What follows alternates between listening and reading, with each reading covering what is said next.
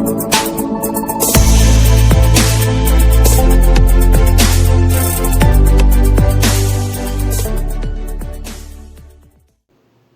हिंद दोस्तों, knowledge spark academy के YouTube channel पे आप सभी का हार्दिक स्वागत है।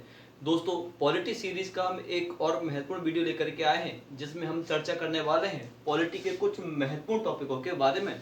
दोस्तों, आज के जो हमारे प्रमुख टॉपिक रहने वाले हैं वो न्यायाधीशों की अर्हताएं, न्यायाधीशों की शपथ, कार्यकाल और हटाए जाने की प्रक्रिया, वेतन एवं भत्ते और कई सारे टॉपिकों को हम दोस्तों आज चर्चा करेंगे।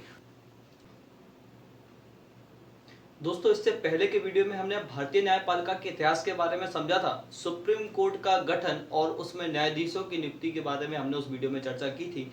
इसके अलावा एक वीडियो और लेकर के आया था जिसमें हमने नॉलेज बूस्टर सीरीज का 6 वीडियो को जिसके अंतर्गत हमने कॉलेजियम सिस्टम ऑफ भारतीय न्यायिक नियुक्ति आयोग के बारे में चर्चा की थी, राष्ट्रीय न्यायिक नियुक्ति आयोग के बारे में चर्चा की थी। तो दोस्तों, यदि आपने इन वीडियो को नहीं देखा हो तो इन वीडियो को जरूर देखें, जिससे इस वीडियो के बारे में आपको अधिक से अधिक आप इससे आउटपुट प्राप्त कर पाओगे। और ये वीडियो काफ़ी ज़्यादा दोस्तों आपको, चाहे वो एनडीए, सीडीएस जैसे वनडे एग्जाम हो, एमसीक्यूज के रूप में काफ़ी ज़्यादा महत्वपूर्ण रहने वाला है। उसके अलावा दोस्तों, जब हम रिटन एग्जाम्स की बात करते हैं, एमपीपीएससी मेंस की बात करते हैं, 3 और 6 मार्कर में पुराने सिलेबस के हिसाब से यदि बात की जाए और नए सिलेबस के हिसाब से बात की जाए तो 3 और 5 मार्क्स में आपको ये क्वेश्चन पेपर में कई सारे पूछे जाने वाले हैं इन टॉपिकों से। तो दोस्तों, आइए आज के लेक्चर की शुरुआत करते हैं। सबसे पहला जो टॉपिक रहने वाला है हमारा, न्यायाधीशों की अर्हताएं यानी क्वालिफिकेशन ऑफ जजेस के बारे में चर्चा करने वाले हैं। दोस्तों, हेडिंग डाल लीजिए, न्यायाधीशों की अर्हताएं यानी कि क्वालिफिकेशन ऑफ जजेस। जब हम न्यायाधीशों की अर्हताओं के बारे में बात करते हैं तो एक आर्टिकल सामने निकल के आता है जिसको कहा जाता है आर्टिकल 124 का क्लॉज 3 यानी कि अनुच्छेद 124 का खंड 3। तो दोस्तों, सबसे पहले पढ़ते हैं कि अनुच्छेद 123 में 124 के खंड 3 में क्या लिखा हुआ है और फिर मैं आपको एक्सप्लेन करूंगा। संविधान के अनुच्छेद 124 के क्लॉज 3 यानी खंड 3 के तहत सर्वोच्च न्यायालय का न्यायाधीश बनने संबंधी अर्हताओं का प्रावधान निम्नलिखित है। भारत, ये और प्रावधान क्या है दोस्तों? सबसे पहला है भारत का नागरिक हो, सिटीजन ऑफ इंडिया होना चाहिए, अथवा निम्नलिखित में से किसी एक अर्हता को पूरा करता हो, यानी कुछ योग्यताएं दी गई हैं, उन शर्तों को यदि पूरा करता है तो वह व्यक्ति भारत के सुप्रीम कोर्ट का यानी कि सर्वोच्च न्यायालय का न्यायाधीश बनने की योग्यता रखता है। तो शर्तें क्या है दोस्तों? सबसे पहली शर्त है कि किसी उच्च न्यायालय में या ऐसे 2 या अधिक न्यायालयों में लगातार कम से कम 5 वर्ष तक न्यायाधीश रहा हो, ठीक है, या फिर किसी उच्च न्यायालय में या ऐसे 2 या अधिक न्यायालयों में लगातार कम से कम 10 वर्षों तक अधिवक्ता रहा हो यानी एडवोकेट रहा हो, या फिर वह राष्ट्रपति की राय में पारंगत विधिवेत्ता रहा हो, ठीक है। तो दोस्तों, यहाँ पर कुछ शर्तें बताई गई हैं कि कोई व्यक्ति न्यायाधीश बनने की योग्यताएं कब रखता है। तो दोस्तों, सबसे पहले बात करते हैं सबसे पहले पॉइंट की कि वह भारत का नागरिक होना चाहिए यानी कि वह सिटीजन ऑफ इंडिया होना चाहिए। यह सबसे पहली इसकी प्रायोरिटी है, सबसे पहली क्वालिफिकेशन है दोस्तों। इसके अलावा कुछ और शर्तें बताई गई हैं। भारत का नागरिक तो हुई, उसके अलावा जो नीचे शर्तें दी गई हैं उनमें से कोई भी यदि एक की यदि पूर्ति करता हो तो दोस्तों वह योग्यता रखता है सुप्रीम कोर्ट के जज बनने की। तो सबसे पहली योग्यता की हम यहाँ पे बात करें कि किसी उच्च न्यायालय में यानी कि कोई एक हाई कोर्ट हो सकता है या ऐसे 2 या 2 से अधिक हाई कोर्ट हो सकते हैं, यानी कि एक भी हो सकता है या 2 या 2 से अधिक हो सकते हैं, जिनमें उस व्यक्ति ने कम से कम 5 वर्ष तक किसका कार्य किया हो? न्यायाधीश का कार्य किया हो, यानी कि जज के रूप में कार्य किया हो। ऐसे व्यक्ति को क्या कहा जाए? क्या ऐसा व्यक्ति सुप्रीम कोर्ट के जज बनने की योग्यता रखता है। दोस्तों, यहाँ पे इस लाइन का मतलब क्या है? सपोज करो कि मध्य प्रदेश हाई कोर्ट है और मध्य प्रदेश हाई कोर्ट में कोई व्यक्ति है ए और वो लगातार 5 वर्ष से अधिक समय तक मध्य प्रदेश हाई कोर्ट में क्या रहा हो? जज रहा हो। तो वो व्यक्ति क्या कर सकता है, सुप्रीम कोर्ट का न्यायाधीश बन सकता है। इसके अलावा यदि वही व्यक्ति ए 2 साल मध्य प्रदेश में रहा हो, 1 साल उत्तर प्रदेश में रहा हो, 2 साल बिहार हाई कोर्ट में रहा हो, ठीक है, तो टोटल मिला के यदि कम से कम 5 साल से अधिक इस प्रकार से वो अलग अलग न्यायालय में भी रहा हो, तो भी दोस्तों वो क्या करेगा, सुप्रीम कोर्ट का न्यायाधीश बनने की योग्यता रखता है। दूसरा पॉइंट क्या है कि किसी उच्च न्यायालय में या ऐसे 2 या 2 से अधिक न्यायालयों में कम से कम 10 वर्ष तक अधिवक्ता रहा हो। तो दोस्तों जो शर्त जज के साथ थी वही शर्त किसके साथ है, यहाँ पर अधिवक्ता के साथ है। यानी कोई भी व्यक्ति हाईकोर्ट में यदि 10 साल तक, ये एक हाईकोर्ट भी हो सकता है या 10 साल 2 या 2 से अधिक हाईकोर्ट के मिलाकर भी हो सकते हैं, कम से कम 10 साल तक यदि हाईकोर्ट में अधिवक्ता रहा हो तो वह व्यक्ति भी सुप्रीम कोर्ट का जज बनने की योग्यता रखता है। दोस्तों यहाँ पर एक चीज याद रखनी है कि अधिकतर जो सुप्रीम कोर्ट के जज नियुक्त होते हैं वो पहली वाली क्वालिफिकेशन के आधार पर किए जाते हैं, यानी कि जज के आधार पर किए जाते हैं, हाई कोर्ट के जज के आधार पर किए जाते हैं। और दोस्तों इसके बाद जो दूसरे नंबर पर कुछ अधिवक्ता ऐसे रहे हैं जिनको सुप्रीम कोर्ट में सीधे जज के रूप में अपॉइंट किया गया है, तो इनका परसेंटेज काफी कम है। सबसे पहले बात करते हैं, एक व्यक्ति थे एस.एम. सीकरी। एस.एम. सीकरी ऐसे पहले व्यक्ति थे जो 10 वर्षों के अधिक यानी कि दूसरी वाली शर्त को फॉलो करते हुए क्या बने थे, सुप्रीम कोर्ट के जज बने थे। और बाद में दोस्तों एस.एम. सीकरी साहब ही क्या बने, सुप्रीम कोर्ट के मुख्य न्यायाधीश के रूप में भी नियुक्त किए गए, यानी कि चीफ जस्टिस ऑफ इंडिया के रूप में भी नियुक्त किए गए। और दोस्तों इनके बारे में विशेषता ये है कि जो केशवानंद बनाम केशवानंद वाला जो केस था उसमें दोस्तों ये उस खंडपीठ में भी उस बेंच के का भी हिस्सा रहे थे। क्लियर है। इसके अलावा दोस्तों वर्तमान की बात की जाए तो इंदु मल्होत्रा नामक एक एडवोकेट हैं जो अभी हाल ही में सुप्रीम कोर्ट में किसके पद पर नियुक्त हुई हैं, जज पर यानी कि न्यायाधीश के रूप में नियुक्त की गई हैं, दूसरी वाली शर्त को फॉलो करते हुए।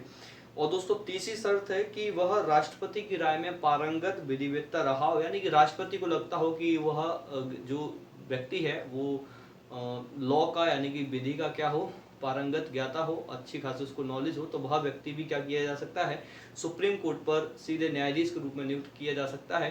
दोस्तों ऐसा आज तक इस शर्त को फॉलो करते हुए कोई भी न्यायाधीश सुप्रीम कोर्ट में नियुक्त नहीं किया गया है। आई होप आपको समझ में आया होगा। तो दोस्तों यहाँ पे एक चीज और ध्यान रखने वाली है कि जो दूसरी वाली शर्त है उसमें कुछ एडिशनल चीज भी है, जैसे कि हाई कोर्ट में 10 वर्ष अधिवक्ता वाली स्थिति में वह अवधि भी जोड़ी जाएगी जब वह इस दौरान जिला न्यायालय या उससे ऊपर के किसी न्यायिक पद पर रहा हो। यानी कि यदि वो एडवोकेट वाली कंडीशन को यदि हम साथ में लेकर के चलते हैं तो वो जितने समय एडवोकेट रहा है, अधिवक्ता रहा है, वो समय काउंट किया जाएगा, या उसके अलावा वो जिला न्यायालय से ऊपर यदि किसी अन्य न्यायिक पद पर कार्य किया हो तो वो समय भी क्या किया जाएगा, इस 10 वर्ष में शामिल किया जाएगा। और वह व्यक्ति दोस्तों योग्यता रखेगा सुप्रीम कोर्ट के न्यायाधीश बनने की, यानी क्वालिफिकेशन रखेगा वो सुप्रीम कोर्ट में जज बनने की। आई होप आपको ये समझ में आया होगा दोस्तों। ये हमने किसके बारे में देखा था, आपका न्यायाधीशों की अर्हता के बारे में चर्चा की। इसके अलावा दोस्तों अगला जो दूसरा जो टॉपिक है हमारा न्यायाधीशों की शपथ के बारे में, यानी ओथ ऑफ जजेस की हम बात करें तो दोस्तों न्यायाधीशों की शपथ का वर्णन संविधान के आर्टिकल 124 के क्लॉज 6 में, यानी कि अनुच्छेद 124 के खंड 6 में आपको देखने को मिलता है।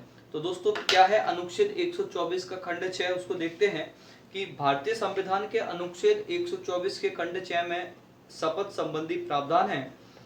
इस प्रावधान के तहत सुप्रीम कोर्ट का न्यायाधीश नियुक्त होने से पहले वह व्यक्ति भारत के राष्ट्रपति या उसके द्वारा इस प्रयोजन के लिए नियुक्त किसी अन्य व्यक्ति के समक्ष शपथ लेता है। तो दोस्तों यहाँ पर याद रखने वाली बात यह है कि आर्टिकल 124 का क्लॉज 6 कहता है कि जो व्यक्ति सुप्रीम कोर्ट के जज के रूप में नियुक्त होने वाला है, उस पद पर नियुक्त होने से पहले वह शपथ लेता है, और शपथ उसको कौन दिलाता है? भारत का राष्ट्रपति। या फिर भारत के राष्ट्रपति यदि किसी अन्य व्यक्ति को क्या करता है? नियुक्त करता है, तो वह व्यक्ति जो जज है, जो जज की नियुक्ति होने वाली है, वह उस व्यक्ति के आगे क्या करेगा? शपथ लेता है। तो ये आपके आर्टिकल 124 के क्लॉज 6 में बताया गया है। अब दोस्तों इसका जो फॉर्मेट है वो पूरा कहाँ पर है? आपका तीसरी अनुसूची में दिया गया है। जज जो शपथ लेता है उसके फॉर्मेट के बारे में, प्रारूप के बारे में हम बात करते हैं। तो सामान्यतः बात की जाए तो जो जज है वो संविधान के प्रति सच्ची श्रद्धा और निष्ठा रखने की शपथ लेता है एवं भारत की प्रभुता और अखंडता को अक्षुण्ण बनाए रखने का वचन भी लिया जाता है। तो दोस्तों अनुच्छेद 124 का क्लॉज 6 किसके बारे में बात करता है? आपका बात करता है भारत की न्यायाधीशों की शपथ के बारे में। दोस्तों अब बात करते हैं न्यायाधीश का कार्यकाल यानी कि टेन्योर ऑफ जजेस के बारे में। तो दोस्तों यहाँ पर आपको समझना एक चीज महत्वपूर्ण है कि न्यायाधीश के जज का कार्यकाल क्या रहने वाला है।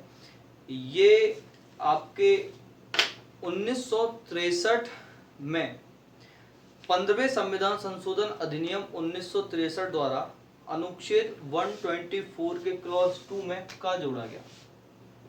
124 के 2 में का ऐड किया गया। कौन से संविधान संशोधन के द्वारा? 15वें संविधान संशोधन अधिनियम 1963 द्वारा अनुच्छेद 124(2) का को ऐड किया गया, जिसमें प्रावधान किया गया कि सुप्रीम कोर्ट के न्यायाधीश की आयु प्राधिकारी द्वारा और ऐसी रीति से अवधारित की जाएगी जिसका संसद विधि द्वारा उपबंध करे।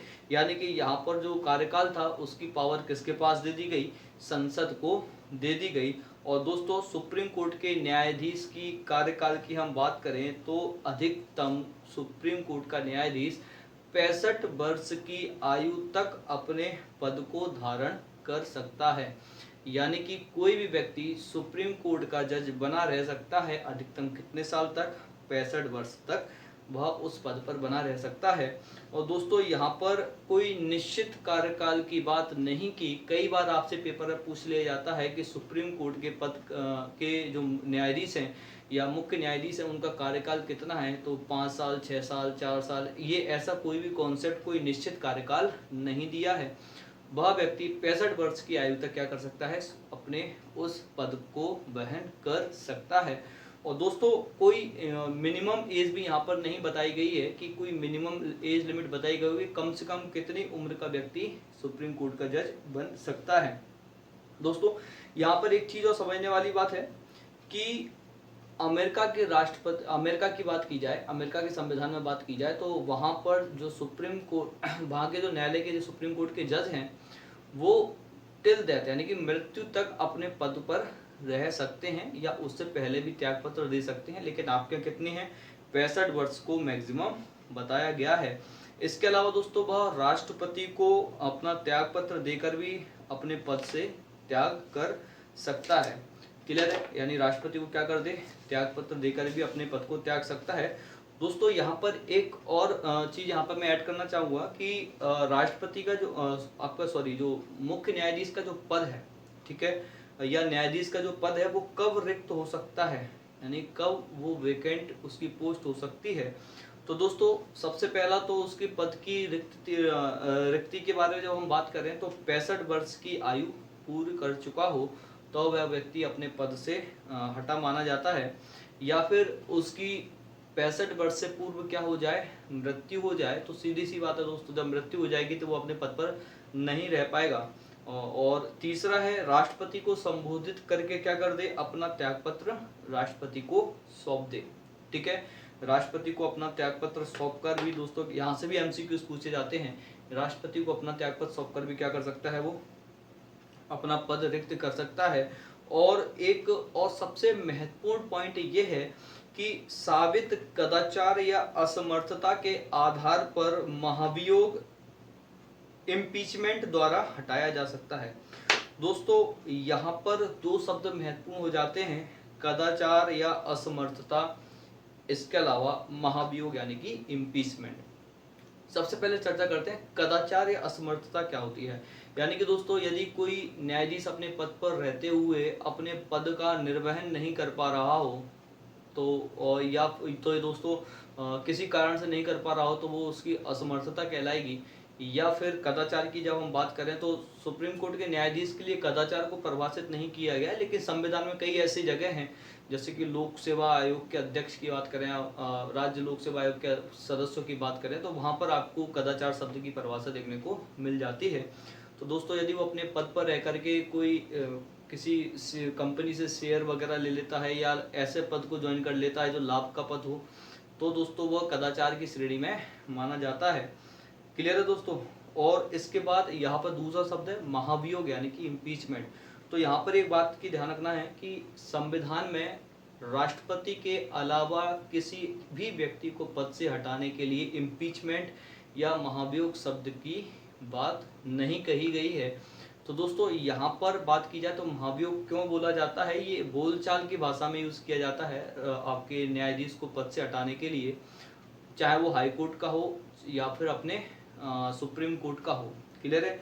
तो दोस्तों 1968 के कानून 69 के कानून के तहत कुछ नियम बनाए गए थे और 1968 के कानून के तहत कुछ नियम बनाए गए हैं, उसमें आपके लिए इस प्रोसेस का जिक्र किया गया है न्यायाधीश को पद से हटाने के लिए, और वहाँ पर इम्पीचमेंट या महाभियोग शब्द का यूज किया गया है। तो दोस्तों पद की रिक्ति के बारे में हमने देखा कि 65 वर्ष की आयु पूर्ण कर चुका हो, मृत्यु हो चुकी हो उसकी 65 वर्ष से पूर्व ही राष्ट्रपति को संबोधित करके त्यागपत्र दे सकता है, या फिर साबित कदाचार या असमर्थता के आधार पर महाभियोग या इम्पीचमेंट द्वारा से पद से हटाया जा सकता है। तो दोस्तों अब यहाँ से हमारा एक महत्वपूर्ण टॉपिक शुरू होता है और ये आपके MCQs तो है ही महत्वपूर्ण, और आपके रिटर्न एग्जाम्स के लिए भी 6 मार्क में क्वेश्चन पूछा जाता है कि न्यायाधीश को पद से हटाए जाने की प्रक्रिया क्या है, न्यायाधीश को पद से किस प्रकार से हटाया जा सकता है, procedure relating to revolve of जजेस। ठीक है। तो दोस्तों यहाँ पर जज को हटाने के लिए 2 आर्टिकल महत्वपूर्ण हो जाते हैं। एक आर्टिकल आता है आपका आर्टिकल 124 का क्लॉज 4 और एक आता है 124 का क्लॉज 5, अनुच्छेद 124 का खंड 4 और अनुच्छेद 124 का खंड 5। दोस्तों इन दोनों आर्टिकल में ही न्यायाधीश को पद से हटाए जाने की प्रक्रिया का उल्लेख है। यहाँ पर दोस्तों एक ही सेम प्रोसेस है, चाहे हाई कोर्ट हो या फिर आपका सुप्रीम कोर्ट, क्योंकि जब हम हाई कोर्ट पढ़ेंगे तो उसमें पढ़ेंगे कि हाई कोर्ट के न्यायाधीश को उसी प्रकार से पद से हटाया जाता है जिस प्रकार से सुप्रीम कोर्ट के न्यायाधीश को हटाया जाता है। तो दोनों के लिए सेम है, हाई कोर्ट और सुप्रीम कोर्ट के लिए। ठीक है। तो न्यायाधीश को पद से हटाने के लिए 2 आर्टिकल की मैंने जिक्र किया, आर्टिकल 124 और आर्टिकल 125। इन दोनों ही अनुच्छेद में सुप्रीम कोर्ट के या हाई कोर्ट के जजों को हटाने के बारे में चर्चा की गई है। दोस्तों अनुच्छेद 124 में उस प्रक्रिया को बताया गया है जिससे वह न्यायाधीश क्या करेगा, अपने पद से हटाया जा सकता है। दोस्तों यह प्रक्रिया अनुच्छेद 124 में अधूरी बताई गई है। ठीक है। और 124 का क्लॉज 4 में इस प्रक्रिया को अधूरा बताया गया है, और अनुच्छेद 124 का क्लॉज 5 में ये पावर या जज को हटाने की जो शक्ति है वो संसद के ऊपर सौंपी गई है, छोड़ी गई है। तो सबसे पहले हम चर्चा करते हैं कि अनुच्छेद 124 का खंड 4 क्या कहता है। ठीक है। तो संविधान के अनुच्छेद 124 के खंड 4 में न्यायाधीशों को हटाए जाने की प्रक्रिया का उल्लेख किया गया है, और यहाँ पर दोस्तों 2 चीजें आपको याद रखनी है कि एक तो यहाँ पर अधूरी प्रक्रिया बताई गई है, और यहाँ पर इस प्रक्रिया में मतलब इस आर्टिकल में महाभियोग या इम्पीचमेंट जैसे शब्द का प्रयोग नहीं किया गया है। वहीं अनुच्छेद 124 का खंड 5 यानी क्लॉज 5 क्या कहता है कि अनुच्छेद 124 के खंड 5 के तहत संसद विधि द्वारा न्यायाधीशों को हटाए जाने से संबंधित प्रक्रिया का उपबंध कर सकती है। यानी कि वह प्रोसेस जिसके द्वारा न्यायाधीश को हटाया जाना है वो जो विधि है बनाने की शक्ति किसको दे दी गई, यहाँ पर संसद को दे दी गई। इसी के संबंध में दोस्तों संसद ने एक अधिनियम एक्ट लागू किया जिसको कहा जाता है न्यायाधीश जांच अधिनियम 1968। न्यायाधीश जांच अधिनियम 1968। और इसके अलावा एक और नियम था कि न्यायाधीश जांच नियम 1969। ठीक है, इनको संसद के द्वारा बनाया गया और सुप्रीम कोर्ट को न्यायाधीश को हटाए जाने के संबंध में पूरी प्रक्रिया का वर्णन इस अधिनियम में किया गया है। न्यायाधीश जांच अधिनियम 1968 में पूरी प्रक्रिया का वर्णन किया गया है। क्लियर है दोस्तों? तो यहाँ पे हमको तीन चीजें महत्वपूर्ण रखनी है। आर्टिकल 124 का क्लॉज 4 जिसमें प्रक्रिया को बताया तो गया है लेकिन इस प्रक्रिया का पूरा वर्णन नहीं किया गया। आर्टिकल 124 का क्लॉज 5 जिसमें यह शक्ति नियम बनाने की शक्ति या प्रक्रिया बनाने की शक्ति किसको दे दी गई है? संसद को दे दी गई है। और इसका उपयोग करते हुए अनुच्छेद 124 के खंड 5 का उपयोग करते हुए संसद ने एक अधिनियम बनाया है। इसको कहा जाता है न्यायाधीश जांच अधिनियम 1968 और इसमें न्यायाधीश को हटाए जाने के संबंध में पूरी प्रक्रिया का वर्णन किया गया है। क्लियर है दोस्तों? तो अब हम उस प्रक्रिया को समझते हैं कि अच्छा दोस्तों, यहाँ पर जो महाभियोग या इम्पीचमेंट जैसे शब्द का प्रयोग किया जाता है वो इस प्रक्रिया में नाम दिया गया है। ठीक है, आर्टिकल में या संविधान में आपको कहीं भी जिक्र नहीं मिलता, इस अधिनियम में ये शब्द इम्पीचमेंट आपको देखने को मिलता है। तो दोस्तों उस प्रक्रिया की हम सबसे पहले बात करें तो न्यायाधीश को पद से हटाए जाने की प्रक्रिया है जिसको हम इम्पीचमेंट या महाभियोग भी बोलते हैं। तो यह प्रक्रिया संसद के किसी भी सदन में लेकर के आई जा सकती है, यानी कि चाहे लोकसभा में लेकर के आई जाए या राज्यसभा में लेकर के आई जाए। ठीक है ना? और यहाँ पर ध्यान रखना है कि भले ही हाई कोर्ट का जज हो, उसको हटाने की प्रक्रिया भी कहाँ लाई जाएगी? संसद के किसी भी सदन में लेकर के आई जा सकती है। और दोस्तों यदि इस प्रक्रिया की शुरुआत लोकसभा में होती है, ठीक है, यदि इस प्रक्रिया की शुरुआत लोकसभा में होती है तो 100 सदस्यों के, और यदि यह प्रक्रिया राज्यसभा में शुरू होती है तो 50 सदस्यों के हस्ताक्षर सहित अध्यक्ष या सभापति को देने के बाद ही प्रस्ताव पेश हो सकता है। क्लियर है दोस्तों? मैंने कहने का मतलब क्या है कि यदि यह प्रक्रिया लोकसभा से स्टार्ट की जा रही है तो 100 सदस्यों की सहमति चाहिए, एक तरीके से उस पर हस्ताक्षर चाहिए, तब वो लोकसभा के अध्यक्ष को दिया जाएगा। और यदि वो राज्यसभा में पेश की जा रही है तो 50 सदस्यों के हस्ताक्षर चाहिए, तब वो किसको दिया जाएगा? सभापति को दिया जाएगा। और उसके बाद ही इस प्रस्ताव को क्या किया जाएगा? पेश किया जाएगा। अब दोस्तों यदि हम लोकसभा के अध्यक्ष की या राज्यसभा के सभापति की हम बात करें तो उनके पास ये अधिकार होता है कि वह इस प्रस्ताव को स्वीकार करें या अस्वीकार करें। ठीक है, वो इस प्रक्रिया को स्वीकार भी कर सकते हैं और अस्वीकार भी कर सकते हैं। जैसे कि हम आगे देखेंगे कि वेंकैया नायडू ने उपसभापति पद पर रहते हुए दीपक मिश्रा के खिलाफ जो इम्पीचमेंट की प्रोसेस शुरू की गई थी उसको अस्वीकार भी कर दिया था। क्लियर है? तो सभापति या अध्यक्ष दोनों ही इसको स्वीकार भी कर सकते हैं और अस्वीकार भी कर सकते हैं। अब यदि दोस्तों अस्वीकार कर दिया गया तो कोई बात ही नहीं है, आगे ये प्रोसेस बढ़ेगी नहीं। यदि स्वीकार कर लिया गया फिर क्या प्रोसेस होगी? यदि इस प्रक्रिया को या इस प्रक्रिया के खिलाफ जो प्रस्ताव लाया गया उसको यदि स्वीकार कर लिया जाता है तब दोस्तों 3 व्यक्तियों की समिति का गठन किया जाता है। किसके द्वारा किया जाएगा? लोकसभा में आएंगे तो लोकसभा के अध्यक्ष के द्वारा किया जाएगा, राज्यसभा में लेके आओगे तो सभापति के द्वारा। तो दोस्तों 3 व्यक्तियों की समिति का गठन किया जाता है और इस समिति का कार्य क्या होता है कि ये जो प्रस्ताव लेकर के आया गया है इसकी जांच करना। ठीक है, तो दोस्तों 3 सदस्यों में जो सदस्य रहते हैं वो एक तो सर्वोच्च न्यायालय का मुख्य न्यायाधीश रहेगा। यदि मुख्य न्यायाधीश के खिलाफ ही यही प्रक्रिया लेके आई जा रही है तो सर्वोच्च न्यायालय का कोई वरिष्ठतम न्यायाधीश रहेगा। ठीक है, दूसरा सदस्य क्या रहेगा? हाई कोर्ट का मुख्य न्यायाधीश रहेगा। और तीसरा सदस्य क्या रहेगा? एक पारंगत विधिवेत्ता, यानी कि जिसको कानून की विधि की जानकारी हो। इन 3 सदस्यों के द्वारा क्या बनाया जाएगा? उस समिति का गठन किया जाएगा। यदि समिति न्यायाधीश के कदाचार यदि समिति न्यायाधीश को कदाचार का दोषी नहीं पाती है तो यह प्रक्रिया यहीं समाप्त हो जाती है। यानी कि यदि समिति के द्वारा ये जो आरोप लगाए जा रहे हैं कदाचार के, उसमें दोषी नहीं पाती है तो यह आरोप क्या होगा, यह प्रक्रिया यहीं समाप्त हो जाएगी। और यदि दोषी पाती है तो मूल प्रस्ताव के साथ समिति की रिपोर्ट को सदन में पेश किया जाता है। यदि वह न्यायाधीश दोषी पाया जाता है तो जो मूल प्रस्ताव था उसके साथ जो समिति की रिपोर्ट निकल के आई है जांच के बाद, उसको क्या किया जाएगा, सदन में पेश किया जाएगा।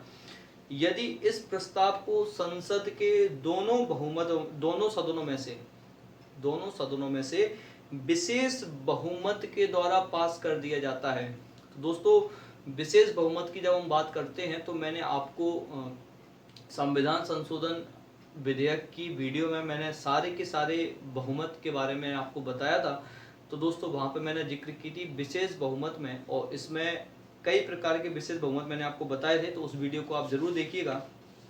दोस्तों इसमें कौन सा विशेष बहुमत रहता है कि आर्टिकल 360 वाला, 68 अनुच्छेद 368 वाला, दोनों सदनों द्वारा अलग अलग कुल सदस्य संख्या का बहुमत तथा उपस्थित व मतदान करने वाले 2/3 सदस्यों का बहुमत, इतना उसको बहुमत चाहिए उस प्रस्ताव को पास करने के लिए, से पारित हो जाए तो उसे राष्ट्रपति के पास भेजा जाता है। यानी कि दोनों सदनों से उसको कितने बहुमत से पास होना है, विशेष बहुमत से। और विशेष बहुमत कितना रहने वाला है कि दोनों सदनों के अलग अलग कुल सदस्य संख्या का बहुमत यानी कि 50% से अधिक तथा उपस्थित व मतदान करने वाले 2/3 सदस्यों के बहुमत से उसको पारित करना होगा। और जब दोनों सदनों से वह विधेयक पास हो जाता है तो उस विधेयक को कहाँ भेजा जाता है, राष्ट्रपति के पास भेजा जाता है।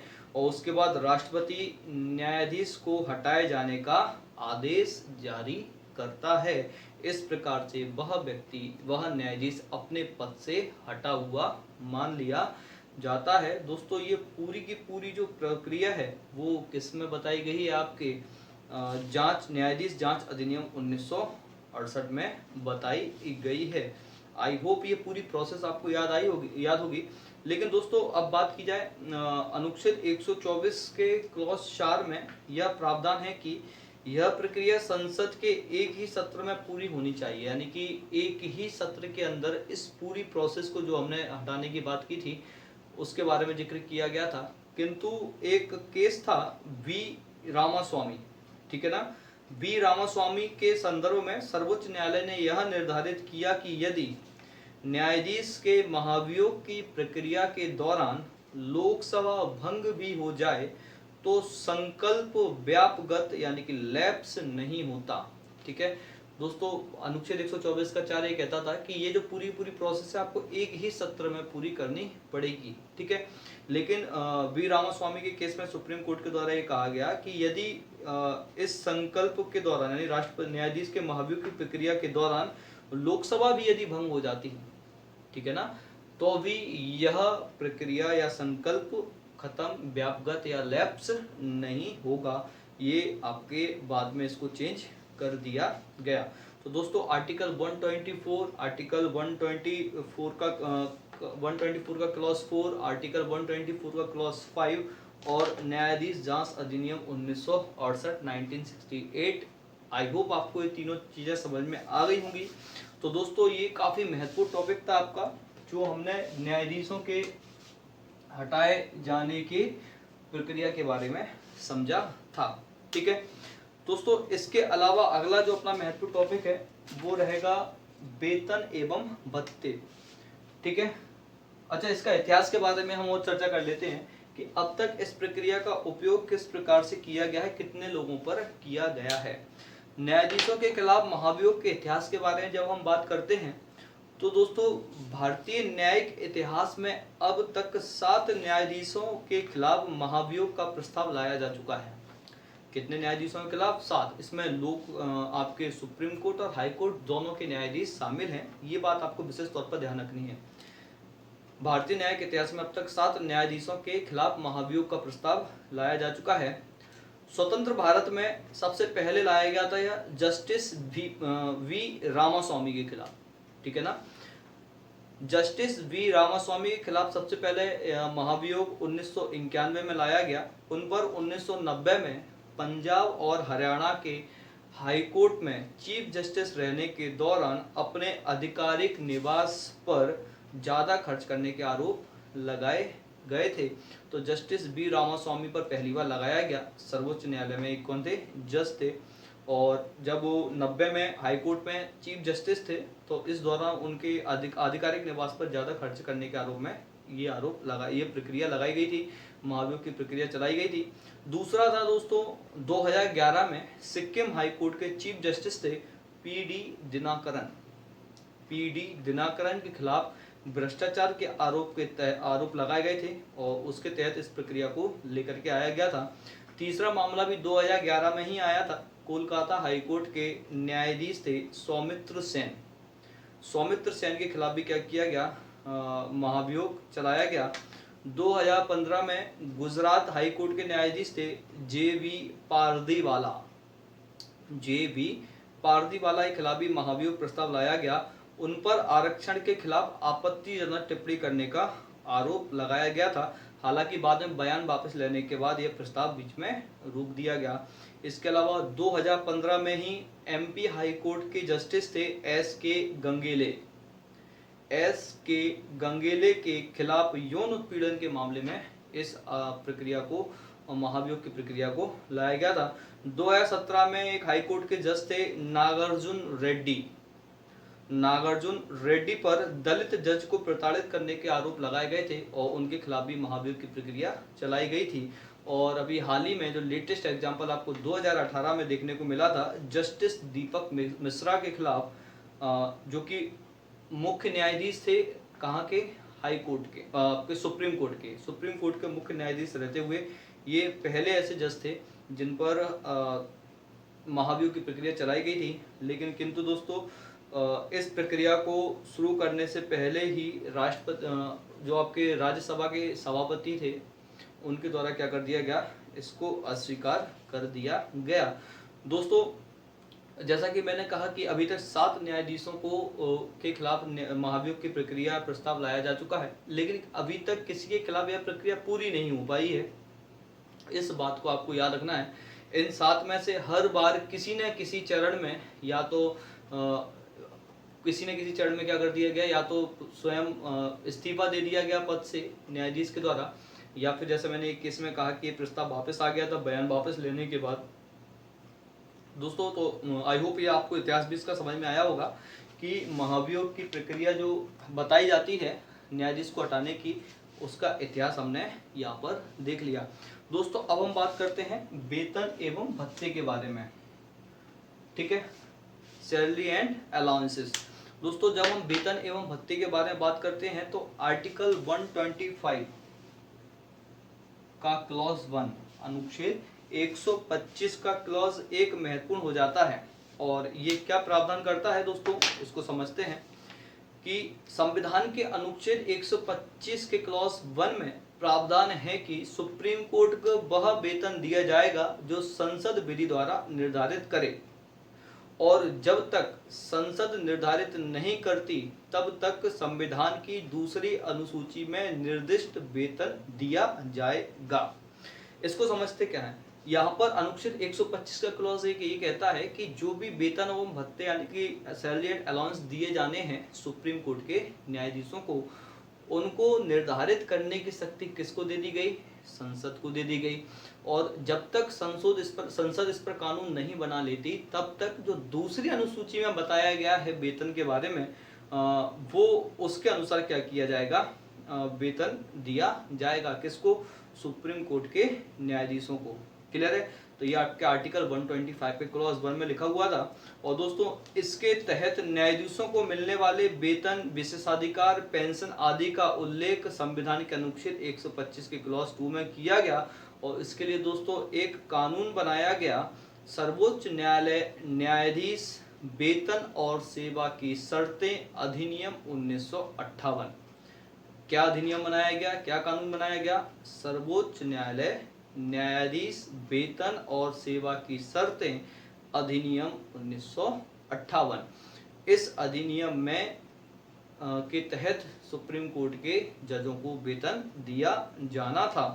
और दोस्तों यहाँ पर 2017 में एक संशोधन किया गया इस अधिनियम में।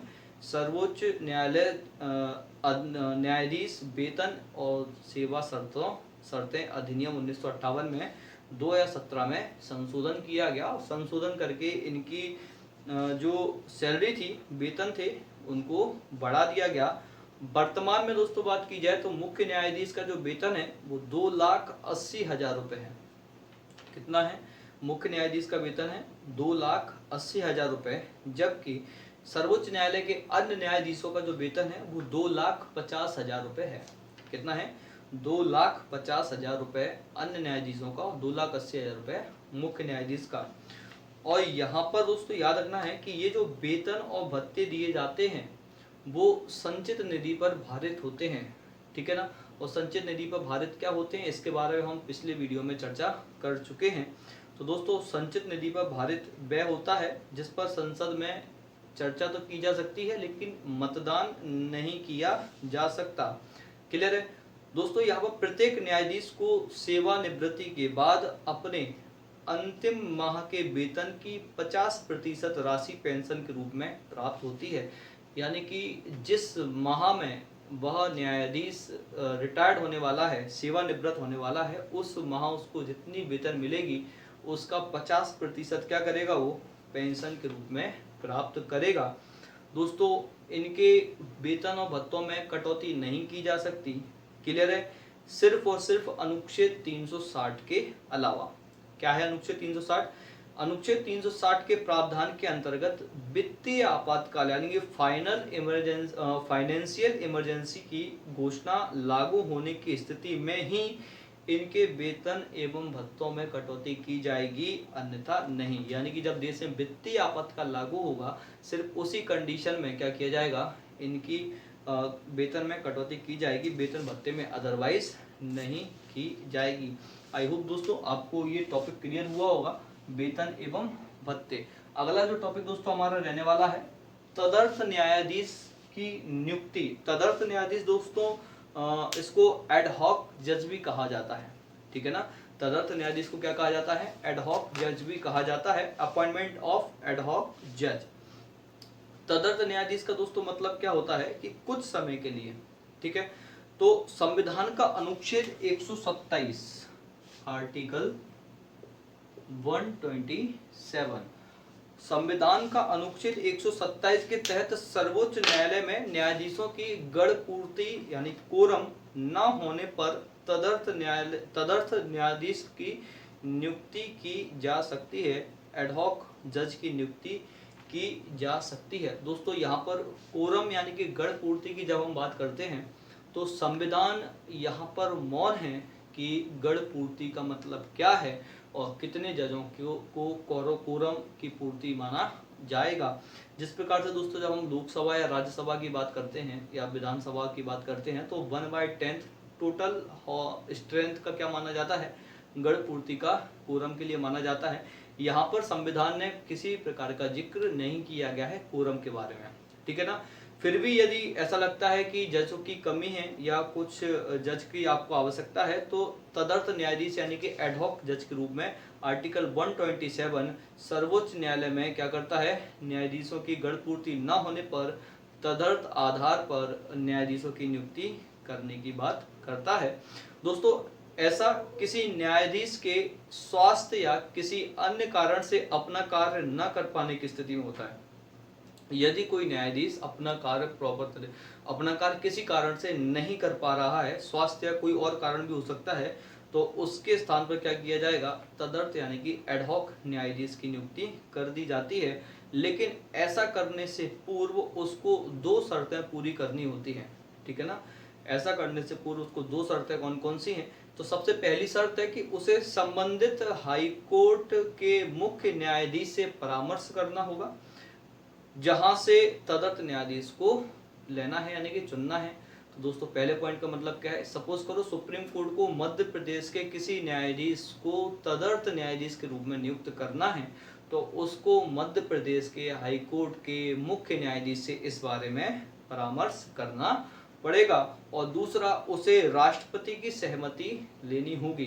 क्लियर है, राष्ट्रपति की सहमति से ही और उस न्यायालय, उस हाई कोर्ट के मुख्य न्यायाधीश से परामर्श करने के बाद ही किसी व्यक्ति को, किसी जज को तदर्थ जज के रूप में, तदर्थ न्यायाधीश यानी कि एडहॉक जज के रूप में क्या किया जाएगा, नियुक्त किया जाएगा। क्लियर है, और ऐसा कौन करेगा दोस्तों, सुप्रीम कोर्ट का मुख्य न्यायाधीश कर सकता है। ठीक है, तो नियुक्ति कौन कर सकता है, तदर्थ न्यायाधीश यानी कि एडहॉक जज की सुप्रीम कोर्ट का मुख्य न्यायाधीश नियुक्ति कर सकता है एडहॉक जज की। क्लियर है, दो लोगों से एक से परामर्श करेगा, किससे, जिस हाई कोर्ट से उस जज की नियुक्ति की जानी है उसके मुख्य न्यायाधीश से परामर्श करेगा और राष्ट्रपति की सहमति लेगा। क्लियर है, और दोस्तों यहाँ पर जिस व्यक्ति की एडहॉक जज के रूप में नियुक्ति की जानी है, जिस न्यायाधीश की एडहॉक जज के रूप में नियुक्ति की जानी है, वो उसको स्वीकार भी कर सकता है और अस्वीकार भी कर सकता है, और यहाँ पर उसके पास उसको पावर दी गई है। और दोस्तों जब कोई जज, क्योंकि वो हाई कोर्ट का जज है, जब कोई जज न्यायाधीश तदर्थ न्यायाधीश के रूप में नियुक्त रहेगा, ठीक है ना, यदि वो तदर्थ न्यायाधीश के रूप में सुप्रीम कोर्ट में कार्य कर रहा होगा, तो जब भी वो सुप्रीम कोर्ट की बैठकों में उपस्थित होगा, तब उसे वे सभी अधिकार एवं शक्तियां या विशेषाधिकार प्राप्त होंगे जो सुप्रीम कोर्ट के न्यायाधीश को होते हैं। यानी कि वो सभी उन विशेषाधिकारों का प्रयोग करेगा, क्योंकि वो है कौन, वास्तविकता में हाई कोर्ट का जज है, उसको तदर्थ न्यायाधीश के रूप में सुप्रीम कोर्ट में नियुक्त किया गया है, तो वे सभी विशेषाधिकारों को यूज करेगा, उपयोग करेगा जो सुप्रीम कोर्ट का न्यायाधीश करता है। तो दोस्तों एडहॉक न्यायाधीश यानी कि तदर्थ न्यायाधीश आपके समझ में आया होगा। और कोरम की बात की जाए तो दोस्तों कोरम को संविधान में कोई परिभाषित नहीं किया गया है इसके संबंध में, तदर्थ न्यायाधीश के संबंध में। इसके अलावा दोस्तों बात करते हैं एक कार्यकारी मुख्य न्यायाधीश, ठीक है ना, यानी कि appointment of acting chief justice. ये किसके बारे में था, ये तदर्थ न्यायाधीश के बारे में था। जब कोई न्यायाधीश सुप्रीम कोर्ट का कार्य करने में अक्षम हो, नहीं कर पा रहा हो, तो तदर्थ न्यायाधीश की नियुक्ति की जाएगी। जब सुप्रीम कोर्ट का मुख्य न्यायाधीश ही किसी कारण से अपने कार्य को करने में सक्षम नहीं है, तो उसके लिए किसकी व्यवस्था की जाएगी, कार्यकारी मुख्य न्यायाधीश की व्यवस्था की जाएगी, यानी appointment of acting chief justice, यानी कार्यकारी मुख्य न्यायाधीश या न्यायमूर्ति की नियुक्ति। तो हेडिंग डाल लीजिए, कार्यकारी मुख्य न्यायाधीश की नियुक्ति, appointment of acting chief justice. तो दोस्तों इसके संबंध में आपका आर्टिकल 126 अनुच्छेद 126 महत्वपूर्ण हो जाता है। क्या है महत्वपूर्ण दोस्तों, अनुच्छेद 126 प्रावधान करता है कि यदि कभी भारत में मुख्य न्यायमूर्ति का पद रिक्त है या फिर मुख्य न्यायाधीश का पद रिक्त है, या वह अनुपस्थित है या किसी अन्य कारण से अपने पद के कर्तव्यों को करने में असमर्थ है, तब राष्ट्रपति न्यायालय के अन्य न्यायाधीशों में से किसी को भी इस प्रयोजन के लिए नियुक्त करेगा जब तक न्यायमूर्ति पुनः अपने पद को ग्रहण न कर ले। क्लियर है, तो अनुच्छेद 126 राष्ट्रपति को यह पावर देता है कि यदि कोई मुख्य न्यायाधीश सुप्रीम कोर्ट का अपने कार्य को नहीं कर पा रहा है या वो अपने पद पर नहीं है, तो उस कंडीशन में राष्ट्रपति को ये पावर है कि वो सुप्रीम कोर्ट के ही किसी न्यायाधीश को किसके रूप में कार्य करवा सकता है, कार्यकारी मुख्य न्यायाधीश के रूप में कार्य करवा सकता है। यह आपका आर्टिकल 126 में दिया गया है। लेकिन दोस्तों अब यह तय हो चुका है कि जो सीजीआई का पद यदि रिक्त खाली होता है, यानी कि चीफ जस्टिस ऑफ इंडिया या भारत के मुख्य न्यायाधीश का पद खाली होता है, तो सुप्रीम कोर्ट के वरिष्ठतम न्यायाधीश को ही कार्यकारी मुख्य न्यायाधीश के रूप में नियुक्त किया जाएगा। किसके रूप में नियुक्त किया जाएगा, कार्यकारी मुख्य न्यायाधीश के रूप में सुप्रीम कोर्ट के वरिष्ठतम न्यायाधीश को ही नियुक्त किया जाएगा। आई होप आपको क्लियर हुआ होगा। तो दोस्तों तदर्थ और कार्यकारी में समझ में आ गया अंतर। तदर्थ न्यायाधीश का उपयोग तब किया जाता है जब सुप्रीम कोर्ट के अन्य न्यायाधीश में से कोई पद पर ना हो, और कार्यकारी मुख्य न्यायाधीश तब यूज किया जाता है कि जब मुख्य न्यायाधीश ही अपने पद पर कार्य ना कर पा रहा हो। इसके बाद दोस्तों अगला आता है सेवानिवृत्त न्यायाधीशों की अनुपस्थिति। सेवानिवृत्त न्यायाधीशों की सेवानिवृत्त न्यायाधीशों की उपस्थिति यानी कि अटेंडेंस ऑफ रिटायर्ड जजेस। दोस्तों इसकी बात हम जब करते हैं आर्टिकल 128 महत्वपूर्ण हो जाता है, अनुच्छेद 128 महत्वपूर्ण हो जाता है जब हम सेवानिवृत्त न्यायाधीशों की उपस्थिति के बारे में चर्चा करते हैं। क्यों महत्वपूर्ण हो जाता है दोस्तों? कभी जब ऐसा लगता है कि कुछ समय के लिए आपको जजों की आवश्यकता है, जरूरत है आपको कुछ जजों की अपॉइंटमेंट की, काम को देखते हुए, तो दोस्तों वहां पर सेवानिवृत्त न्यायाधीशों को क्या किया जाता है, अल्पकाल के लिए सुप्रीम कोर्ट में काम करने के लिए बुला लिया जाता है। तो दोस्तों जब हम इसकी बात करते हैं, सेवानिवृत्त न्यायाधीशों की बात करते हैं, तो अनुच्छेद 128 यह प्रावधान करता है कि आवश्यकता पड़ने पर सेवानिवृत्त न्यायाधीशों को भी अल्पकाल के लिए सुप्रीम कोर्ट के न्यायाधीश के रूप में कार्य करने का अनुरोध किया जाता है। तो दोस्तों यहाँ पर दो चीजें समझनी महत्वपूर्ण हो जाती हैं कि एक तो आवश्यकता पड़ने पर, यानी कि जब भी ऐसा लगता है कि आपको जरूरत है जजों की, तो आप क्या करते हो कि सेवानिवृत्त जजों को आप दोबारा से रीअपॉइंट कर सकते हो कुछ समय के लिए, अल्पकाल के लिए। अब यहाँ पर एक चीज समझनी है कि ये जो रिटायर्ड जज है वो आते कहाँ से? या तो वो सुप्रीम कोर्ट के रिटायर्ड जज ही हो सकते हैं, क्लियर है, या फिर हाई कोर्ट के रिटायर्ड जज भी हो सकते हैं। हाई कोर्ट के रिटायर्ड जज को भी आप क्या कर सकते हो, सेवानिवृत्त न्यायाधीशों की उपस्थिति के रूप में यूज कर सकते हो। दोस्तों यदि हाई कोर्ट से कोई रिटायर्ड जज आता है इस आर्टिकल 128 के तहत, अनुच्छेद 128 के तहत, तो इसके लिए भी वही शर्त है कि उसको कम से कम वो क्वालिफिकेशन पूरी करनी पड़ेगी जो सुप्रीम कोर्ट के न्यायाधीश के या न्यायाधीश के पद पर रहते हुए पड़ती है, क्लियर है। तो दोस्तों यहाँ पर हमने दो चीज देखी कि हाई कोर्ट और सुप्रीम कोर्ट दोनों के रिटायर्ड जज क्या कर सकते हैं, आर्टिकल 128 के तहत अल्पकाल के लिए न्यायाधीश के रूप में कार्य कर सकते हैं। कहाँ पर? सुप्रीम कोर्ट में। और दोस्तों सुप्रीम कोर्ट का मुख्य न्यायाधीश क्या कर सकता है, राष्ट्रपति की पूर्व सहमति से ऐसे न्यायाधीशों से लिखित अनुरोध कर सकता है। यहाँ पर एक चीज विशेष तौर पर ध्यान रखनी है कि पूर्व सहमति चाहिए पड़ेगी किसको? मुख्य न्यायाधीश को। इसकी राष्ट्रपति की पूर्व सहमति से ही क्या करेगा कि ऐसे जजों को लिखित अनुरोध करता है। और दोस्तों सेवानिवृत्त न्यायाधीशों के लिए जरूरी है कि वह भारत के मुख्य न्यायाधीश यानी कि CJI के अनुरोध के प्रति अपनी सहमति व्यक्त करे, यानी कि उनको सहमति देनी होती है। जबकि तदर्थ न्यायाधीश के मामले में हमने देखा था कि वह उसके लिए बाध्य नहीं है सहमति को मानने के लिए, वो मना भी क्या कर सकता है, बाध्यता उसको नहीं है, जबकि इनको कार्य करना होता है, क्लियर है।